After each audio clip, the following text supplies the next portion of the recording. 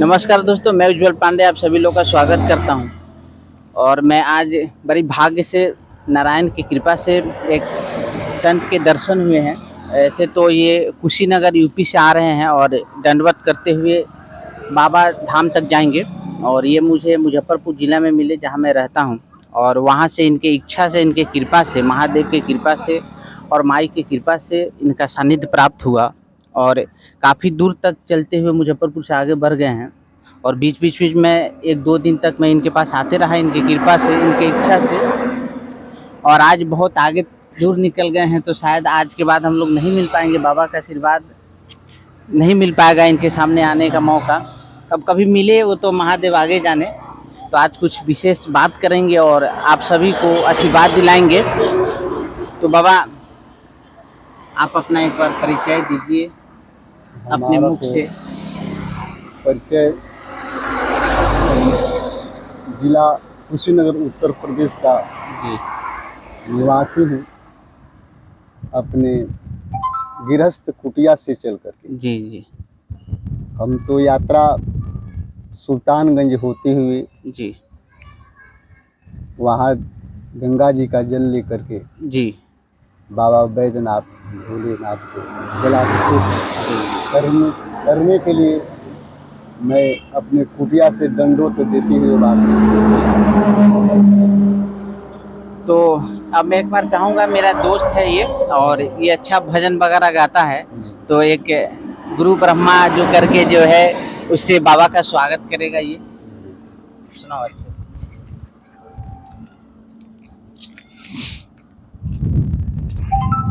जय श्री राधे। हे गुरु ब्रह्मा, हे गुरु विष्णु, हे शंकर भगवान, आपके चरणों में। हे गुरुदेव प्रणाम, आपके चरणों में। जय श्री राधे। एक और गाना आप गाओ अच्छा सा, कोई आपको जो लगे बाबा को अर्पित कर दो।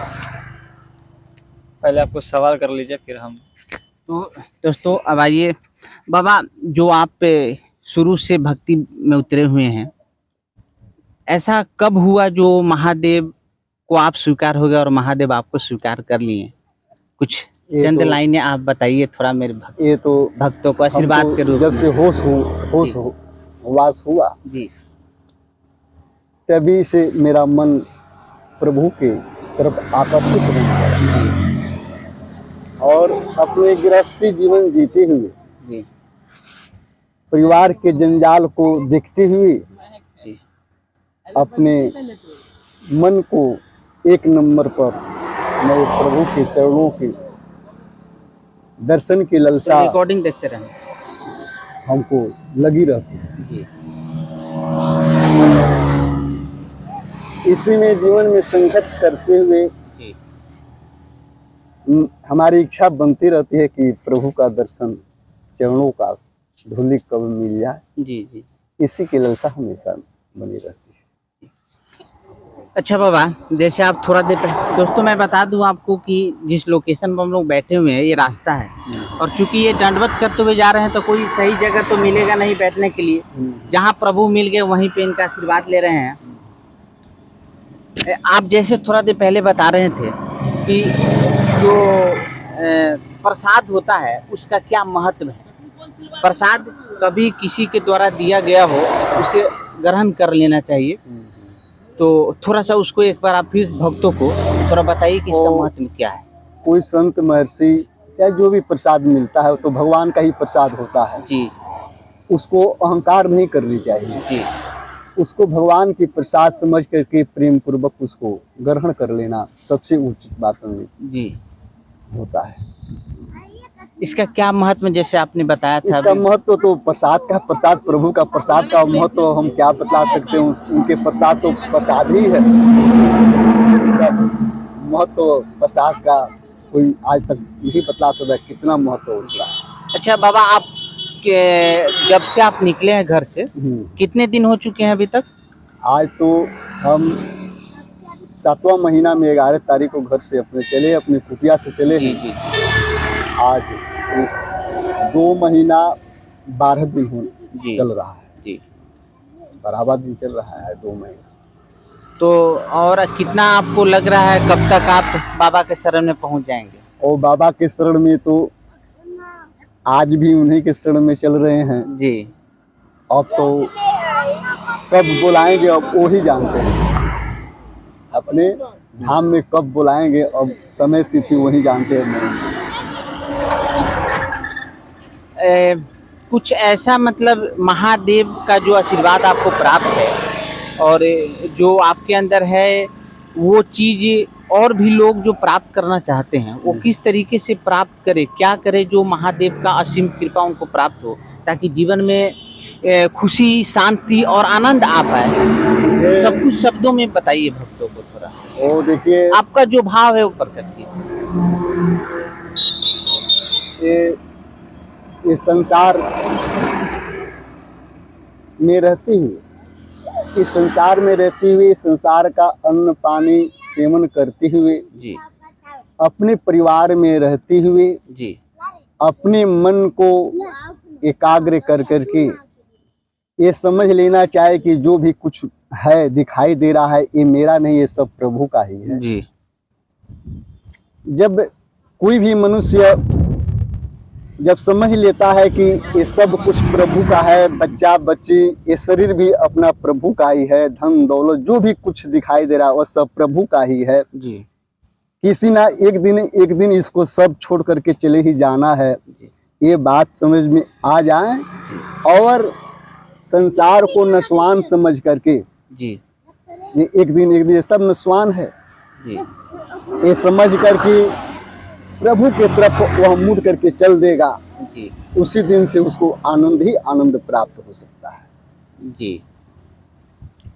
कुछ आपको कुछ पूछना हो बाबा से तो मन में जो कुछ क्वेश्चन हो। सवाल आपके पूछ रहे हैं वो जी, सही लग रहा है और बाबा के जवाब से पूरा हम संतुष्ट हो रहे हैं। अच्छा, इस पर आप क्या कहना चाहेंगे कि लोग तो हर लोग मंदिर में जाते हैं, जल चढ़ाते हैं, लेकिन उनके अंदर इस बात की बहुत ज़्यादा बेचैनी रहती है कि कितना जल्दी प्रभु दर्शन दे दे, कितना जल्दी उनके मन में जो इच्छा है वो तुरंत पूरा हो जाए। तो इसके लिए आप क्या संकामना देना चाहेंगे लोगों भक्तों को? ये देखिए, मंदिर में लोग जाते हैं तो पता ना किसके मन में किस भाव है, किस भाव से पूजा कर रहा है। कोई धन के लिए पूजा करता होगा, जी, कोई पुत्र पुत्री के लिए पूजा करता होगा, जी, जी, कोई गाड़ी घोड़ा के लिए पूजा करता होगा, जी, और कोई बात उनके चरणों की प्राप्ति का पूजा करता होगा। जी, जी, जो जिस भाव से पूजा करता है उसको परमात्मा ने पूरा कर ही देते हैं। जी। अच्छा बाबा, आप तो बचपन से ही आप भक्ति भाव में लगे हुए हैं, तो महादेव के ऐसे आपके अकॉर्डिंग ऐसा कौन सा मंत्र है, जैसे ओम नमः शिवाय, बहुत लोग कहते हैं नमः शिवाय, बहुत लोग कहते हैं कि जो यजामहे जो है उस पे जो उसका मार्कंडे जी के द्वारा जो रचित है उसका जप किया जाए, तो महादेव को प्रसन्न करने का सबसे अच्छा तरीका आपके अनुसार क्या है? क्या करे लोग तो महादेव तुरंत उनसे प्रसन्न हो? देखिए, महादेव की प्रसन्न करने की ओम नमः शिवाय, चाहे नमः शिवाय, चाहे महामृत्युंजय हो, चाहे नमस्तुभ्यम शिवाय, जी, लेकिन प्रेम की बात होती है। कोई भी मंत्र जपे प्रेम न हो जी, तो उतना जल्दी बात होंगे किसी की प्राप्ति नहीं हो सकती। लेकिन किसी भी मंत्र से जी, उनको क्यों न भोला भोला कहा जाए, बोल बम ही कहा जाए, जी, लेकिन प्रेम हो, जी, प्रेम अपने दिल के अंदर रह करके एकाग्र चित्त कर करके किसी भी नाम से उनको उच्चारण करेगा, जी, वही आनंदित हमेशा के लिए रहे। जी। प्रेम की बात।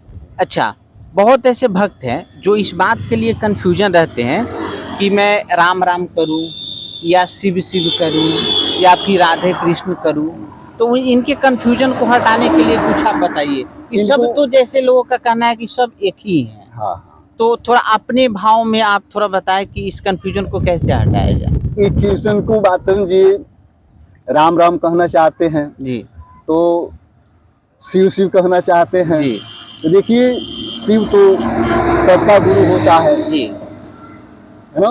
जी बिना शिव के भजन किए हुए राम प्राप्त नहीं हो पाते। जी जी इसलिए साथ में दोनों का भजन कीर्तन करना अति आवश्यक होता है। जी जी जी चाहे कृष्ण भगवान हो चाहे राम हो, जी। ये एक दूसरे से अलग नहीं है, ये एक ही है। अच्छा। एक के बातों जे उनके वो भजते हैं, उनको वो भजते हैं, जी ये दोनों एक ही है।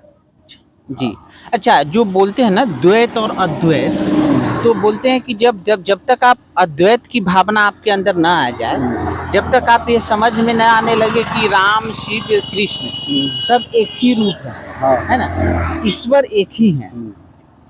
तो जैसे मैं राम का नाम लेता हूँ और माई है माता है, तो सिर्फ हम राम को ही अपने माई का भी रूप में देख सकते हैं, हाँ। पिता के रूप में। हाँ, वो तो चाहे शिव को माता पिता समझ ले, जी। चाहे राम को माता पिता समझ ले, जी। है ना, सब शक्ति सब में।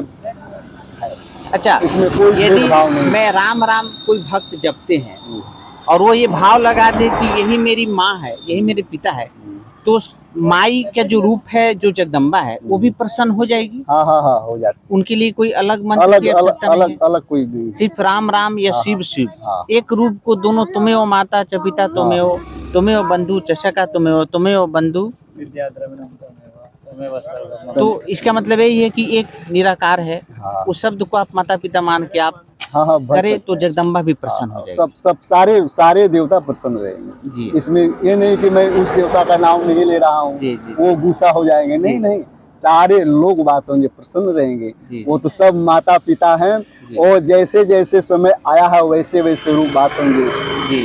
अपनी अपनी उदाहरण की। इसका कोई भेदभाव नहीं।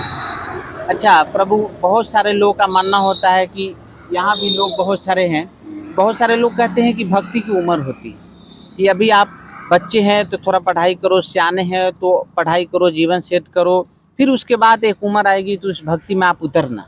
क्या ये सत्य है, या फिर आप भक्ति का कोई सीमा नहीं? देखिए, लोग तो बहुत कुछ कहते हैं। जी जी जी बहुत लोग कहते हैं पहले लोग अपनी राजपाट चलाते थे, चौथापन आता था तो भक्ति के मार्ग में वनगमन कर लेते थे, जी, है ना, चौथेपन में। जी लेकिन भक्ति का भाव आता यदि बचपन से रहे, अपनी गृहस्थी में रहते हुए, तो सबसे उत्तम हम मानते हैं।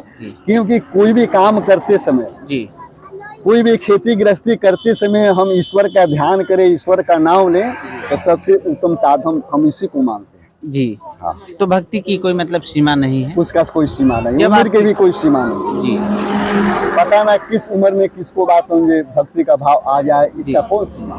इसका कोई सीमा नहीं। जब तक मनुष्यों के ऊपर पूर्व जन्म की पापे रहती है, तब तक ईश्वर की आराधना उसको अच्छा नहीं लगता है। जी जी जी लेकिन मन लगे या न लगे, ईश्वर का नाम बात मुझे लेना चाहिए। जी लेने से ही बात पूर्व जन्म का कोट कोट जन्मों का बात मुझे पाप धीरे धीरे करते करते बात जी। वो निर्मल हो जाता है मन। जी। तो ईश्वर में पूर्ण रूप से उसका मन बात मुझे एकाग्रचित्त हो जाता है। जी।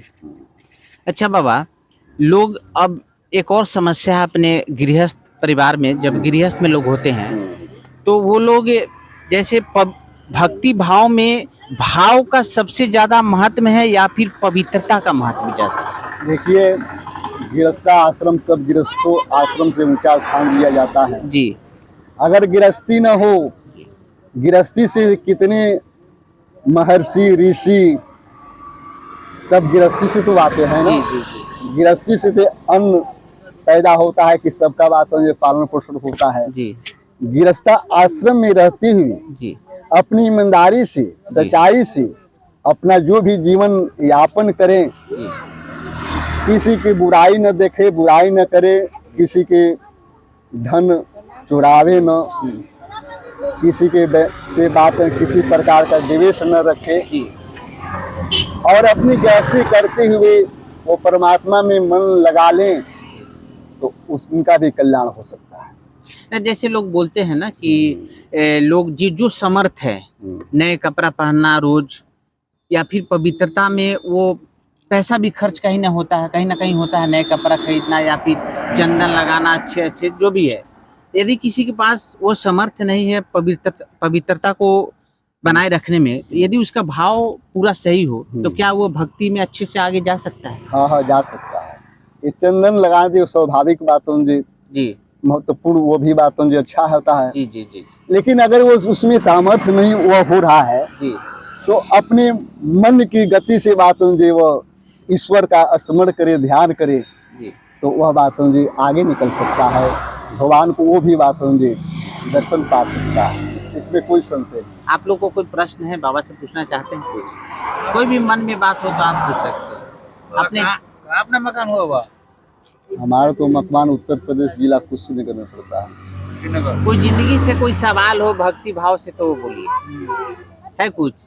है तो हाँ बोलिए बोलिए। जैसे कि हमें बाबा से पूछिए। हमें जो है क्या होना चाहिए अभी, क्या पूछिए जो मन में हमें क्या होना भी चाहिए अभी तत्काल में? क्या होना चाहिए? कोई कार्यक्रम? अब तो ये पता ना क्या है, आप कैसा बनना चाहते हैं, अब तो आप जानते हो ना। क्या कहना चाहते हो समझ में? आप जब हम बताएंगे तो हमें क्या बताइएगा? आप हम सब बताइए देंगे, हमें क्या बताइएगा? अब क्या होना आप चाहते हैं? पूछना चाहिए। मेरे भविष्य में क्या बता सकते हैं? भविष्य आपका कैसे कोई ये हम सूखा बैठे हैं, कहाँ से आपके भविष्य का बात होंगे बात बता रहे हैं? भक्ति भाव ज्ञान भक्ति भाव का ज्ञान का आप बात क्या आप पूछ रहे हैं हमारे समझ से बाहर भविष्य है। कौन बता सकता अब क्या हो पूछ रहे हैं हम, क्या हो सकते देखिए हैं? एक बात मैं आपको बताता अब आपके मन में क्या हूँ, बनने की भविष्य इच्छा है? जानना ये बहुत बड़ी चीज नहीं है। बात है कि जब कोई संत है ना तो संत की वाणी सुनना, उनका पैर छू का आशीर्वाद ले लेना, वो लगता है वो बड़ी बात वो होती है। बतलाते हैं, जो हाथ हो देखते हैं ना तो वो बतलाते हैं। वो संत आप का मतलब देखते ये हैं। नहीं है भैया कि आप भविष्यवाणी बता दे, है ना? क्या घटा क्या होने वाला जी जी है। जी जी ठीक है, भविष्य का चीज ये यहाँ नहीं हो पाएगा। जी। लोग समझते हैं कि बाबा के पास बैठे कोई चमत्कार हो जाए, भविष्य बता दे तो संत बहुत बड़े हैं। नहीं, संत का मतलब है कि उनका तप है, वो आशीर्वाद वो अपने हाथ से आपको दे दे तो वो लग जाए, वो सबसे बड़ी चीज होती है। जी और भविष्य जो है वो विचारों से बदलेगा। विचार अच्छे रहेंगे तो भविष्य भी सही रहेगा, है कि नहीं? तो दोस्तों जो भी मैंने पूछा ये आशीर्वाद के रूप में आप लोग इन चीज़ों को देखिए और जितना हो सके शेयर कीजिए। और यहाँ से बाबा चलेंगे अभी बाबा धाम के लिए तो काफ़ी दूरी है, और बीच में आप लोग यदि वीडियो देखें तो जहाँ भी हो सके बाबा मिले, इनको जो भी आपसे इच्छा से मदद हो, है ना, 2 रुपया 1 रुपया फल फूल जो भी हो, ताकि अपना सफ़र अच्छे से काट सके, है ना, ये आपके ऊपर है ना। सेवा करते हुए ये सबसे बड़ी आपकी संपत्ति होगी। देखिए ये अभी तुरंत भैया 10 रुपया दिए, 10 रुपया नहीं ये 10 करोड़ है। ये इनको 10 रुपया दिए हैं, ये इनको जो आशीर्वाद मिला इसका कोई कीमत नहीं है। तो ऐसी भाव होनी चाहिए, साधु संत की सेवा होनी चाहिए, है ना, तभी समाज आगे बढ़ेगी, है ना। तो दोस्तों बहुत बहुत धन्यवाद, बाबा को चढ़ा जरूर। देखिए भक्ति भाव में कोई कमी नहीं है, धरती पे बहुत अच्छे अच्छे लोग हैं, है ना। तो बहुत बहुत धन्यवाद दोस्तों, फिर कभी बाबा से मिलेंगे। बाबा अभी पूरे भारत का महादेव का कृपा होगा तो भ्रमण करेंगे और हमेशा मिलते रहेंगे और इस तरीके से इनसे आशीर्वाद आप लोगों को दिलाते रहेंगे। बहुत बहुत धन्यवाद।